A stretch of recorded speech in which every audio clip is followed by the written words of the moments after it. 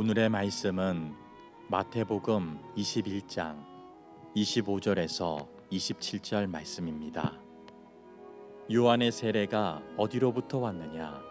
하늘로부터냐? 사람으로부터냐? 그들이 서로 의논하여 이르되 만일 하늘로부터라 하면 어찌하여 그를 믿지 아니하였느냐 할 것이요 만일 사람으로부터라 하면 모든 사람이 요한을 선지자로 여기니 백성이 무섭다 하여 예수께 대답하여 이르되 우리가 알지 못하노라 하니 예수께서 이르시되 나도 무슨 권위로 이런 일을 하는지 너희에게 이르지 아니하리라. 아멘.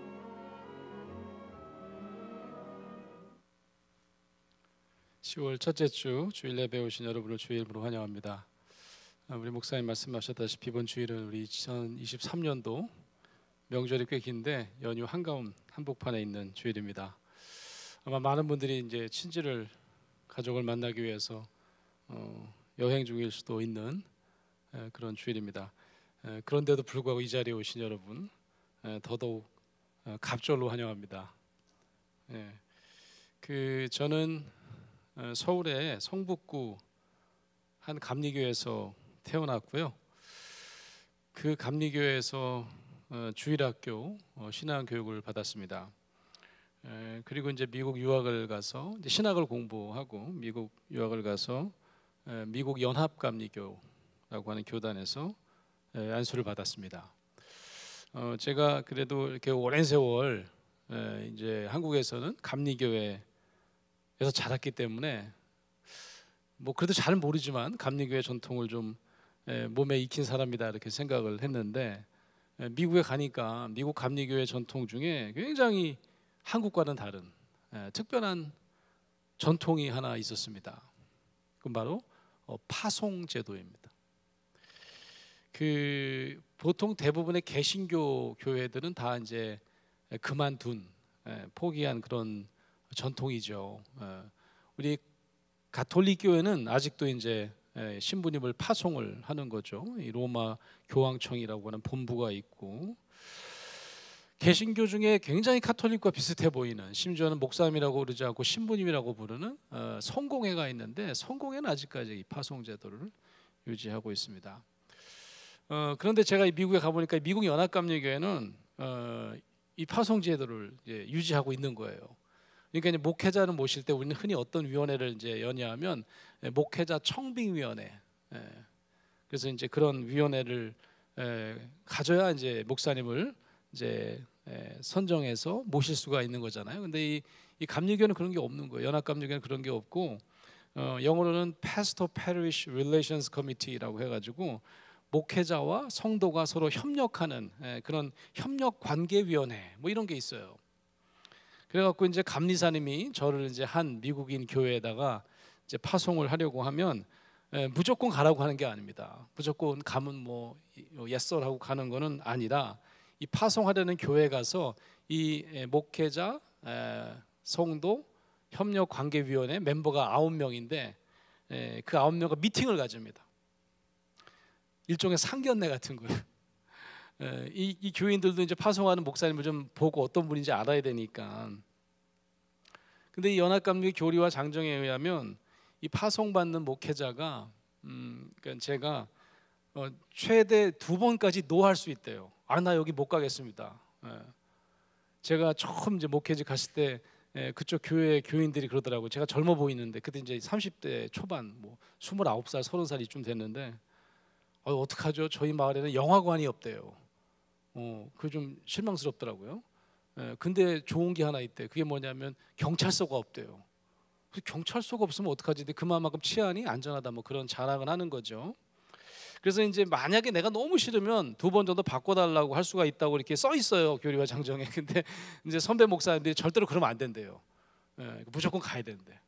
웬만하면 그냥 나는 주변에 한 번도 내가 노한 사람 본 적이 없어. 다들 이러시더라고요. 그래서 이제 저의 첫 번째 이제 이 위원회 미팅을 가는데 그러는 거예요. 감리사님이 알지? 가족이 다 가는 거. 아내가밖에 그때는 없었는데 아내가 그때 막 임신을 첫 번째 아이 임신을 했습니다. 그러니까 이제 같이 가야 된다는 거죠. 아니, 저만 가면 되지 왜 또 같이 가나 이렇게 얘기를 했더니 왜 그럴까요? 저만 이사 오는 게 아니라 내가 지금 살고 있는 데는 굉장히 다른 지역으로 가는 거거든요. 그러니까 가족 전체가 이사를 해야 되는 문제가 있는 겁니다. 또 현실적인 이유가 하나 있는데 그게 뭐냐면 아내는 꼭 데리고 오게 돼 있어요. 사모님이 계시면 그 이유가 뭐냐면 사택을 보여줍니다. 사택. 살아야 될 집을 보여주는 거죠.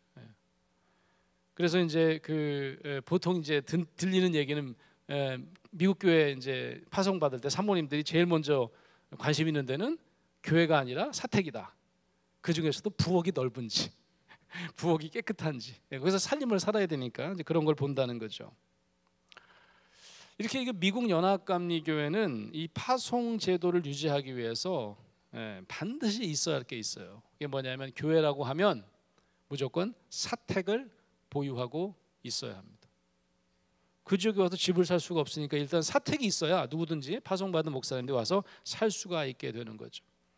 교회가 교단에 등록을 하기 위해서도 예배당뿐만 아니라 이제 사택이 없으면 등록이 안 된다 뭐라고 할 정도로 목사님을 모실 수가 없기 때문에 사택은 당연히 목회하는 동안만 담임 목회자에게 빌려주는 교회 소유의 건물, 아니 교단 소유의 건물인 것입니다.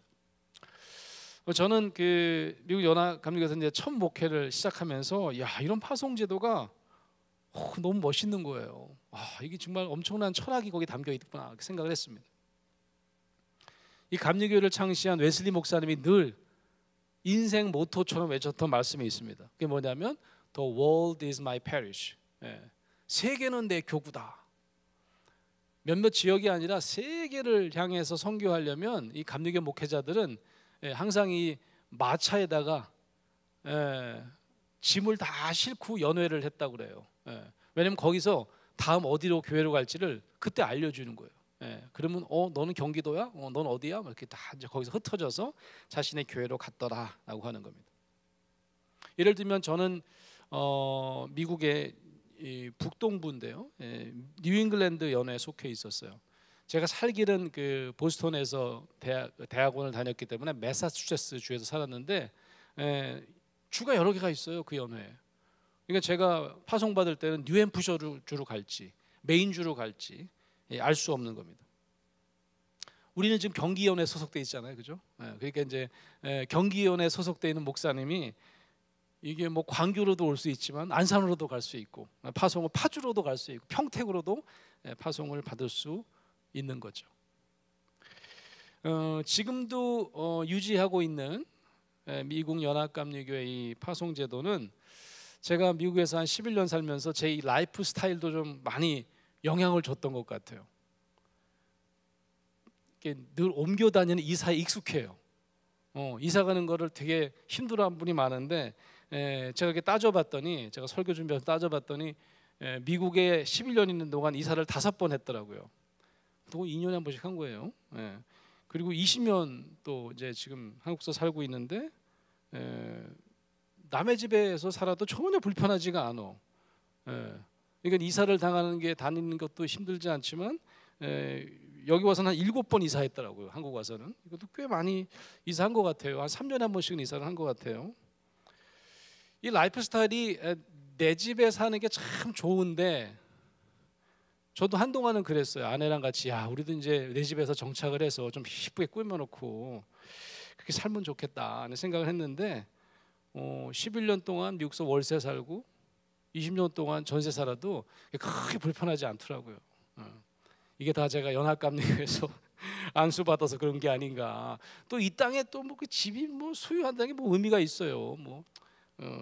어차피 영원한 집은 저 하늘나라에 있는데 이렇게 얘기를 하니까 우리 아내가 굉장히 싫어했는데 나 그딴 소리 하면서 이렇게 소유에 대한 관심이 없다고 그러는데 이제는 조금 이제 나이가 드니까 아내도 에이 그래 그냥 뭐 평생 남의 집 살아도 좋은 집에서 살면 뭐 별 수 있어 뭐 그게 더 좋은 거지 이렇게 생각을 하더라고요.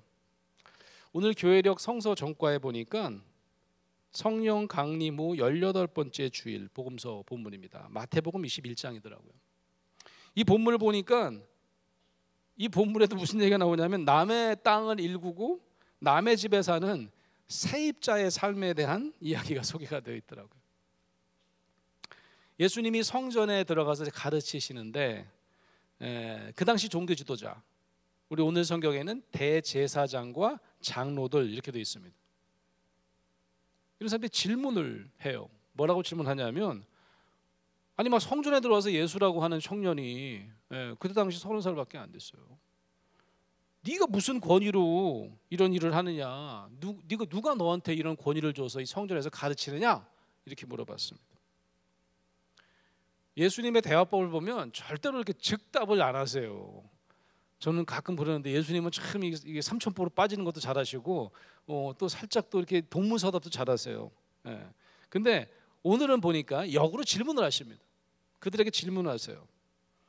나도 너희들이 한 말을 물으리니 너희가 대답하면 나도 무슨 권위로 이런 일을 하는지 그때 말할게, 이렇게 얘기를 합니다. 그 질문이 바로 어떤 거냐면 오늘 요절 본문 말씀입니다.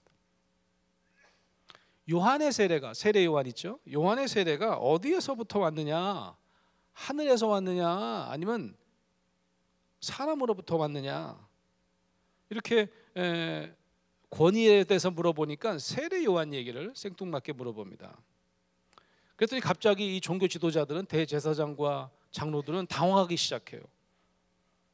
오늘 본문에 보니까 이렇게 돼 있죠. 만일 하늘로부터다 라고 하면 그러면 너 왜 하늘로부터 온 세례 요한을 믿지 않았어? 라고 따질 것이고, 우리가 사람으로부터다 라고 하면 안 그래도 모든 사람들이 요한을 되게 좋아해요.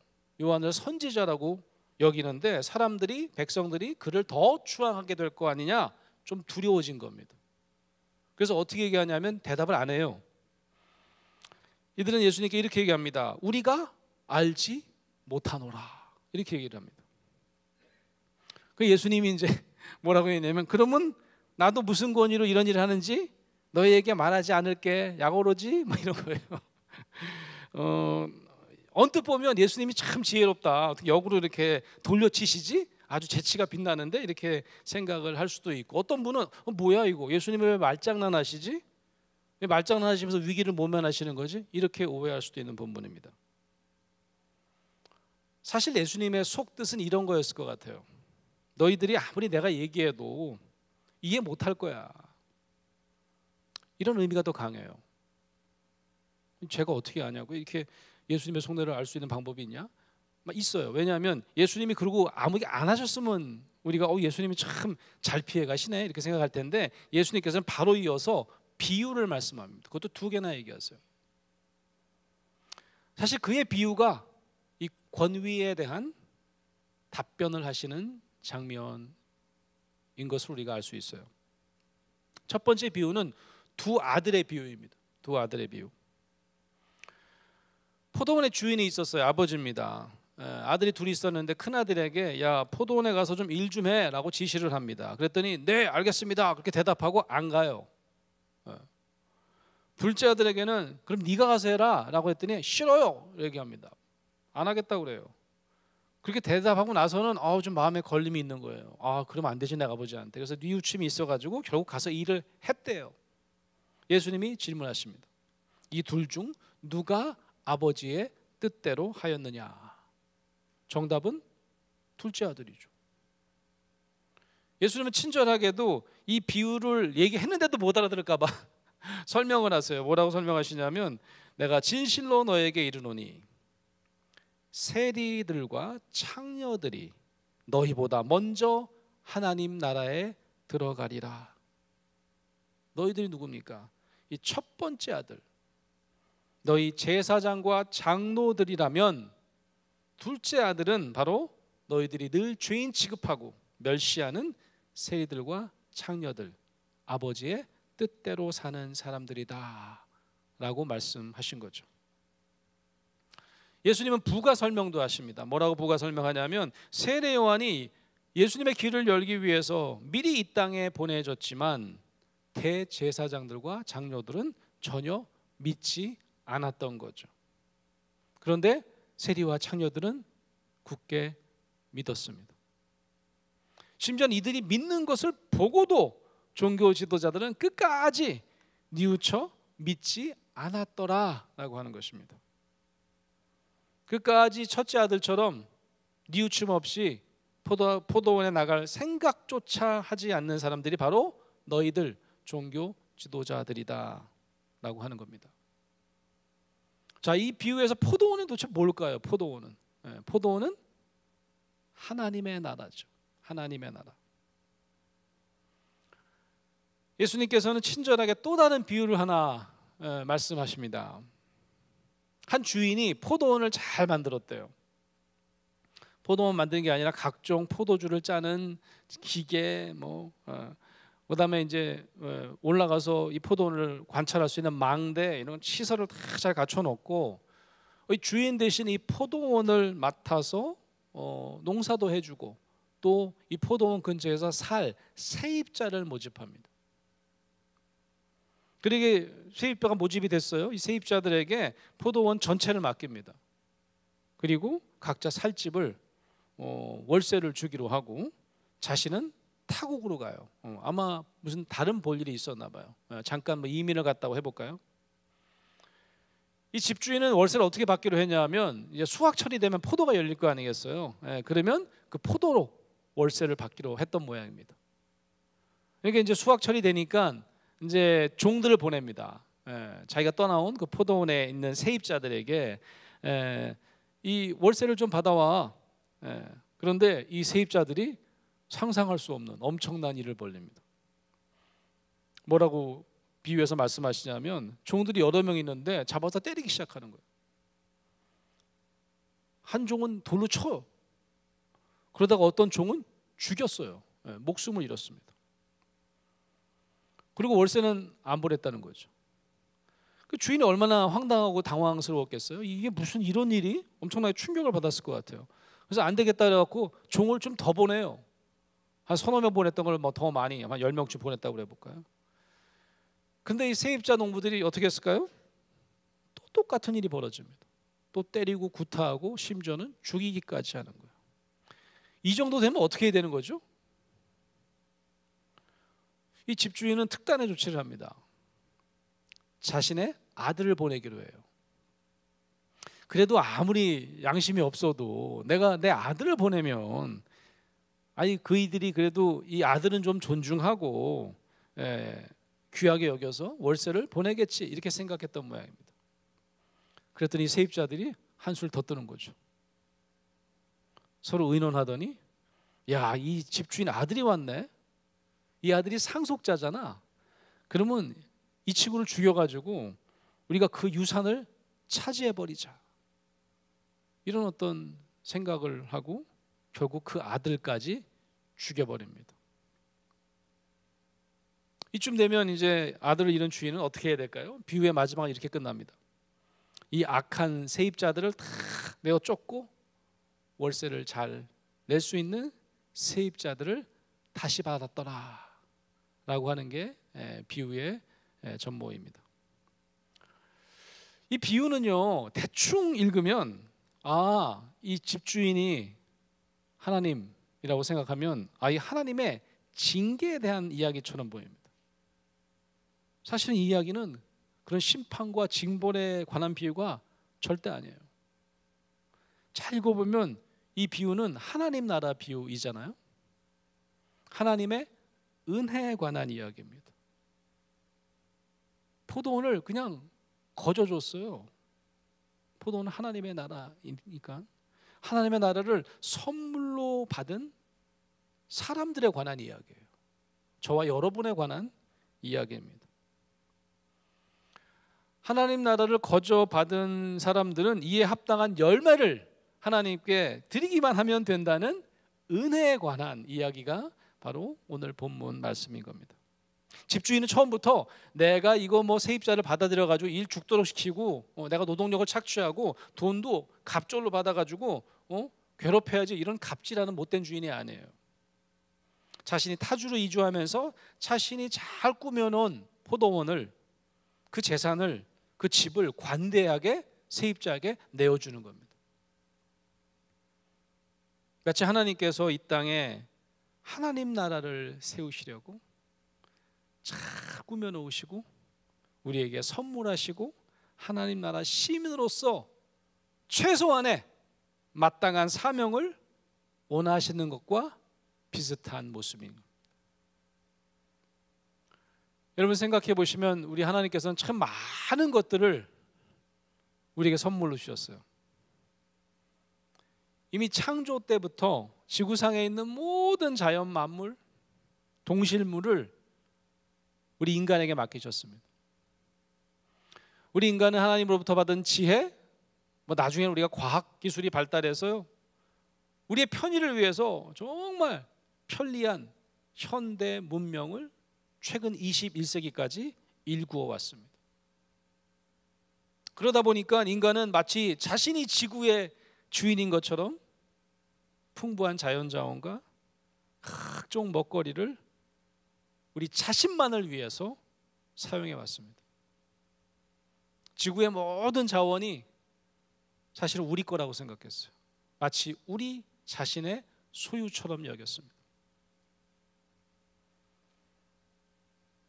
크고 큰 우주를 지으신 하나님께서 작은 별 지구를 우리 인간에게 맡기시고 우리에게 합당한 청지기의 사명을 다하도록 지켜보고 계시다는 사실, 기다리고 계신다는 사실을 우리가 까맣게 잊고 살았던 거죠. 뿐만 아닙니다. 하나님께서 그의 나라, 하나님의 나라를 우리 믿는 자에게 맡기셨습니다. 우리가 가끔 꿈의 교회는 우리 교회라고 생각합니다. 이 교회는 우리 교회 맞죠? 왜 대답을 안 하세요? 이 교회는 우리에게 맡기신 하나님의 교회인 거죠. 그렇지 않습니까? 제가 첫 번째 담임 목회를 한 곳은 미국 북동부의 맨 오른쪽 끝에 맨 위에 있는 주예요. 메인이라고 하는 주입니다. 그 주에 이제 이런 주가 있어. 이게 미국 사람들도요. 제가 캘리포니아 가서 메인 주에서 왔다 그랬더니 스펠링을 불러달라고 그러더라고요. 무식하게 말이죠. 이게 미국 사람들도 잘 철자를 모를 정도로 그렇게 유명한 주가 아니에요. 그 주에 제일 먼저 가서 해야 될 일은 운전면허증을 바꾸는 일이었습니다. 저는 매사추세츠 운전면허증을 갖고 있으니까. 같은 미국이니까 주가 바뀌면 모든 게 바뀌어요. 주의 법도 바뀌고 모든 게 바뀌는데 그렇다고 운전을 내가 실기시험부터 다시 봐야 되는 건 아니었어요. 필기시험을 다시 봐야 된다는 거예요. 그래서 이제 메인주 자동차 필기시험을 위한 핸드북을 구했어요. 첫 장을 열었습니다. 페이지 맨 앞에 대문짝만하게 문장이 하나 써 있는 거예요. 제가 번역해서 한번 읽어볼게요. 아름다운 메인주의 고속도로에서 자동차로 달리는 일은 엄청난 특권이자 심각한 책임감입니다. 기억하세요. 메인주는 당신이 적절하게 운전하지 않는다면 당신의 특권을 언제든지 빼앗을 수 있습니다. 좀 무시무시하지 않아요? 그래서 처음에 나는 이게 좀 이상한 주에 온 것 같아. 이게 왜 첫 장부터 너무 강한 어조로 좀 안내하는 거 아니야? 이런 느낌이 들었어요. 근데 제가 이내 그걸 알게 됐어요. 이 메인주가요, 뭐로 유명하냐면 굉장히 아름다운 자연 환경. 이 북동부, 이 소위 이제 미국 동부에서 유일하게 내셔널 파크를 갖고 있는 주이고요. 아까 제가 경찰서 얘기한 것처럼 아주 안전한 치안을 자랑하는, 범죄율이 가장 낮다고 자랑하는 그런 주였습니다. 그러다 보니까 이 메인주가 이 도로교통법은 엄청나게 엄격한 거예요. 예를 한번 들어볼게요. 제가 그때 당시 음주운전할 마음은 없었지만 음주운전이 아주 유명하더라고요. 음주운전을 막기 위해서 주마다 이제 이 혈중 알코올 농도를 정해서 단속하는 거 아시죠? 몇 점 몇이 넘으면 몇 달간 뺏기고 1년간 뺏기고 이런 거 있잖아요. 메인주는요 50개 중에서 가장 낮은 농도를 정해서 음주운전을 단속합니다. 게다가 운전하는 사람이 20살 미채 21살 이하예요. 21살 이하면 혈중 알코올 농도가 제로여야 돼. 0.00001이라도 나오면 무조건 적발합니다. 이런 주는 없어요. 근데 메인주가 그런 주라는 거예요. 요즘 한국에서도 이제 상습적으로 음주운전하는 사람들이 있어서 이 각종 규제를 해야 된다는 말씀을 많이들 하세요. 그죠? 자동차를 타면 무조건 불개하자. 그래갖고 이제 혈중 알토가 조금이라도 나오면 일정 수치가 넘으면 시동에 안 걸리게 하는 그런 어떤 제도, 이제 차에다 그걸 장치하는 거죠. 그런 걸 좀 검토한다는 얘기를 한번 TV에서 본 적이 있어요. 메인주는요, 농도가 아무리 조금 나와도 2번 걸렸어요. 2번째 걸렸어요. 그러면요 일주일간 감옥에 갑니다. 무조건 유치장에 쳐넣어요.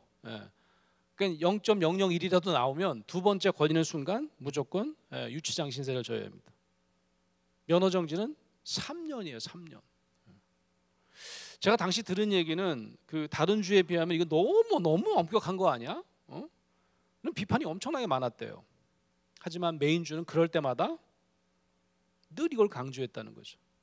아니 이런 특권은 어디서 누려?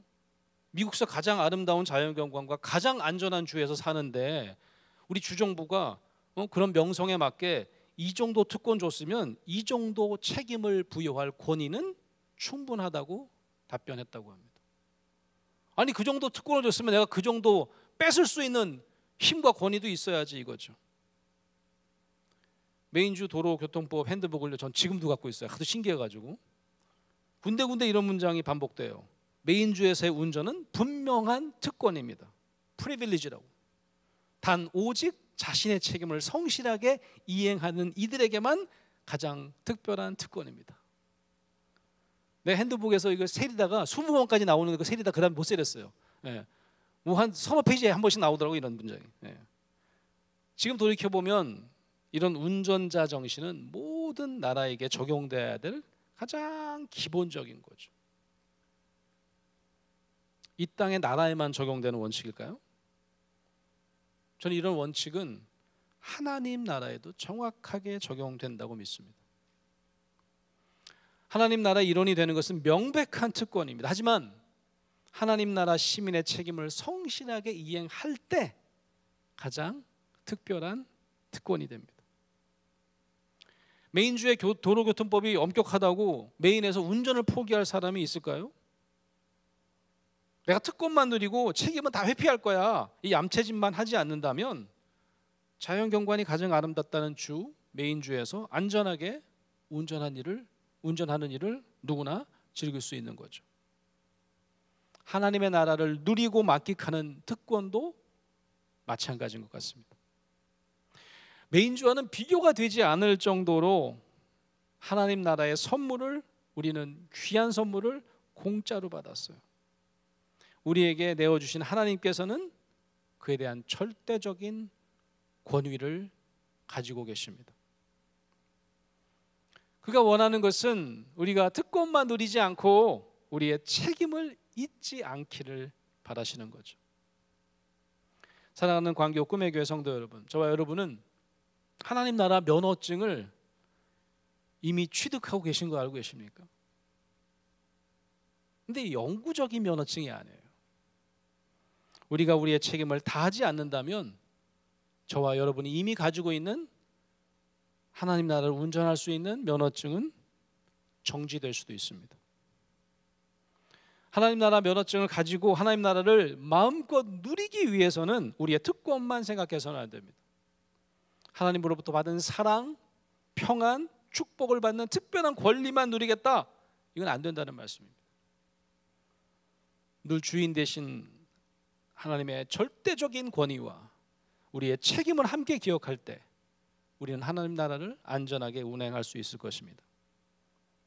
마태복음 21장 드라마 바이블을 통해서 하나님 나라의 주인 되시는 하나님의 주권, 그리고 그 나라를 우리에게 맡기신 이유를 함께 묵상해 보시겠습니다.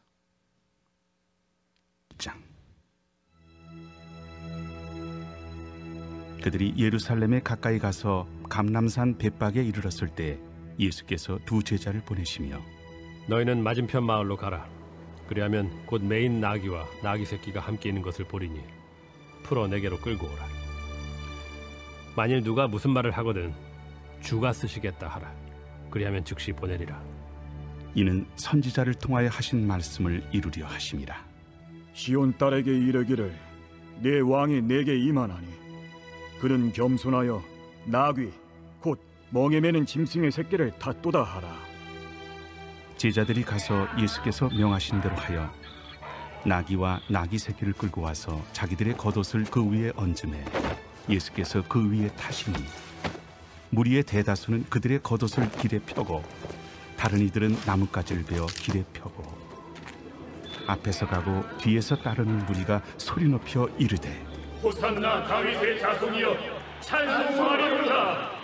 주의 이름으로 오시는 이여 가장 높은 곳에서 호산나. 예수께서 예루살렘에 들어가시니 온 성이 소동하여 이는 누구냐? 갈릴리 나사렛에서 나온 선지자 예수라.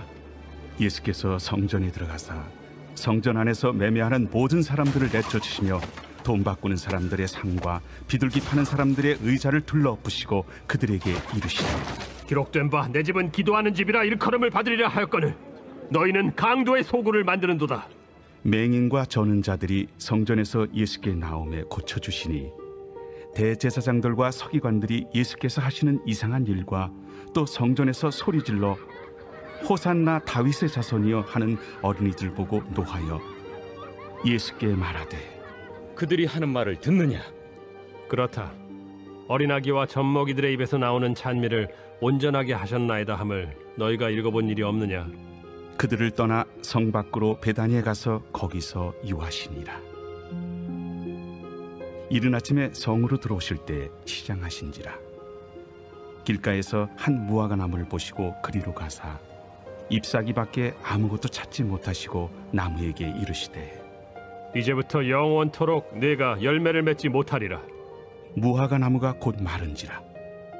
제자들이 보고 이상히 여겨 무화과 나무가 어찌하여 곧 말랐나이까? 내가 진실로 너희에게 이르노니 만일 너희가 믿음이 있고 의심하지 아니하면 이 무화과 나무에게 된 이런 일만 할 뿐 아니라 이 산더러 들려 바다에 던져지라 하여도 될 것이요 너희가 기도할 때 무엇이든지 믿고 구하는 것은 다 받으리라.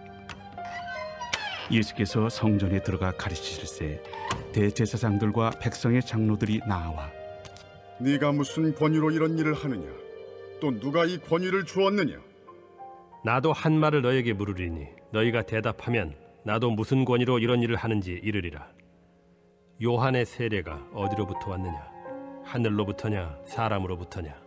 그들이 서로 의논하여 이르되 만일 하늘로부터라 하면 어찌하여 그를 믿지 아니하였느냐 할 것이요. 만일 사람으로부터라 하면 모든 사람이 요한을 선지자로 여기니 백성이 무섭다. 우리가 알지 못하노라. 나도 무슨 권위로 이런 일을 하는지 너희에게 이르지 아니하리라. 그러나 너희 생각에는 어떠하냐? 어떤 사람에게 두 아들이 있는데 맏아들에게 가서 이르되 예 오늘 포도원에 가서 일하라 하니 대답하여 이르되 아버지 가겠나이다 하더니 가지 아니하고 둘째 아들에게 가서 또 그와 같이 말하니 대답하여 이르되 실소이다 하였다가 그 후에 뉘우치고 갔으니 그 둘 중에 누가 아버지의 뜻대로 하였느냐? 둘째 아들이니이다. 내가 진실로 너희에게 이르노니 세리들과 창녀들이 너희보다 먼저 하나님의 나라에 들어가리라. 요한이 의의 도로 너희에게 왔거늘 너희는 그를 믿지 아니하였으되 세리와 창녀는 믿었으며 너희는 이것을 보고도 끝내 뉘우쳐 믿지 아니하였도다. 다른 한 비유를 들으라. 한 집 주인이 포도원을 만들어 산 울타리로 두르고 거기에 집자는 틀을 만들고 망대를 짓고 농부들에게 세로 주고 타국에 갔더니 열매 거둘 때가 가까움에 그 열매를 받으려고 자기 종들을 농부들에게 보내니 농부들이 종들을 잡아 하나는 심히 때리고 하나는 죽이고 하나는 돌로 쳤거늘 다시 다른 종들을 처음보다 많이 보내니 그들에게도 그렇게 하였는지라.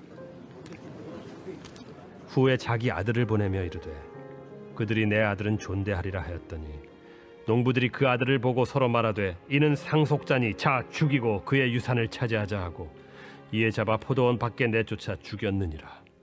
그러면 포도원 주인이 올 때 그 농부들을 어떻게 하겠느냐?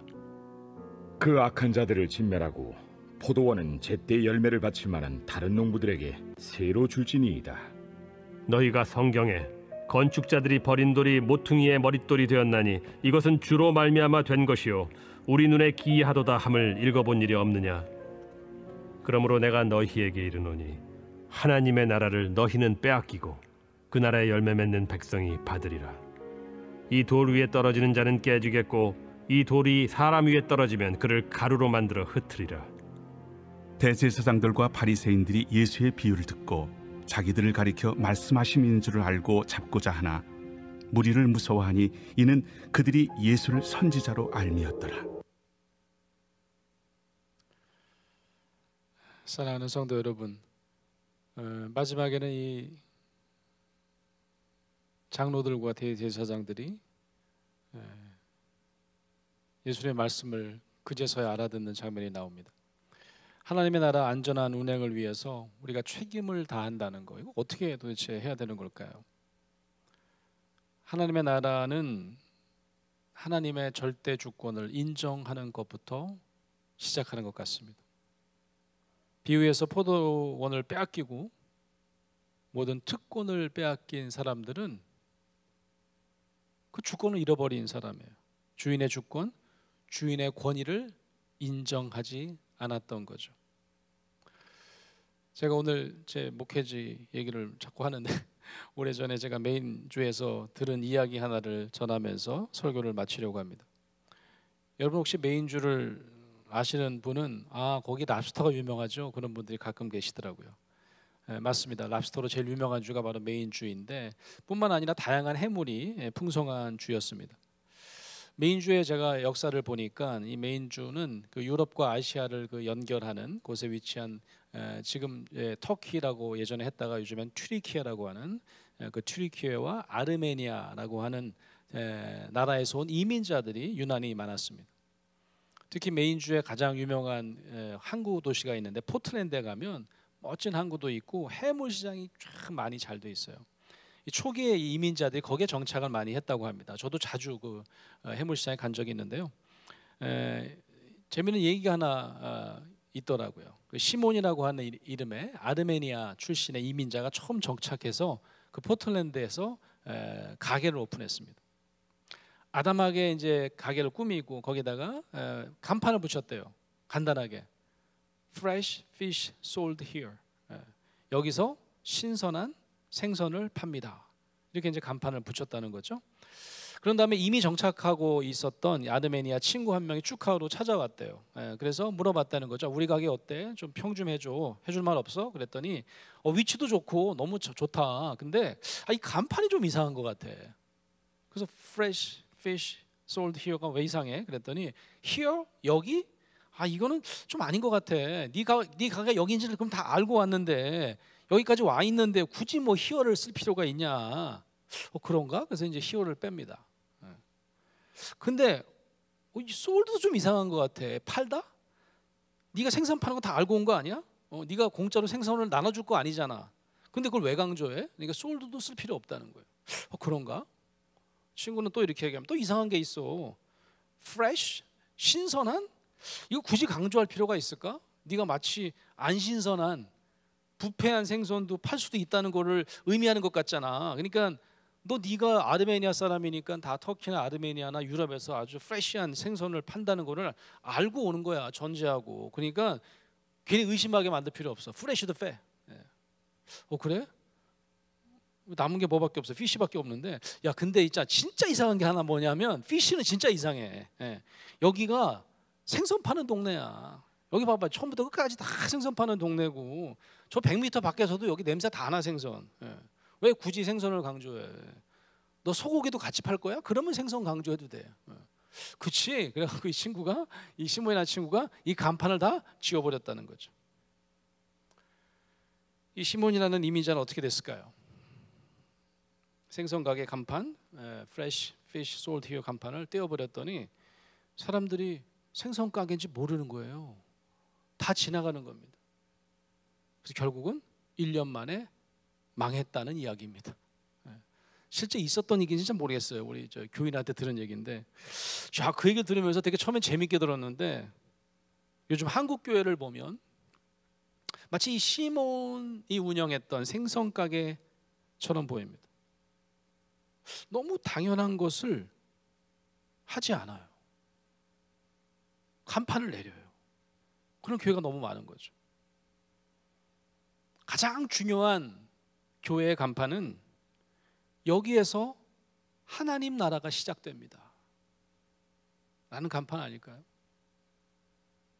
광교 꿈의 교회는 하나님의 나라를 경험하도록 모두에게 초대된 곳입니다. 하나님이 주인 되시는 교회, 하나님이 주인 되시고 아무쪼록 우리는 그의 나라를 마음껏 운전하는 기쁨이 있는 저와 여러분 되시기를 주의 이름으로 축원합니다. 아멘.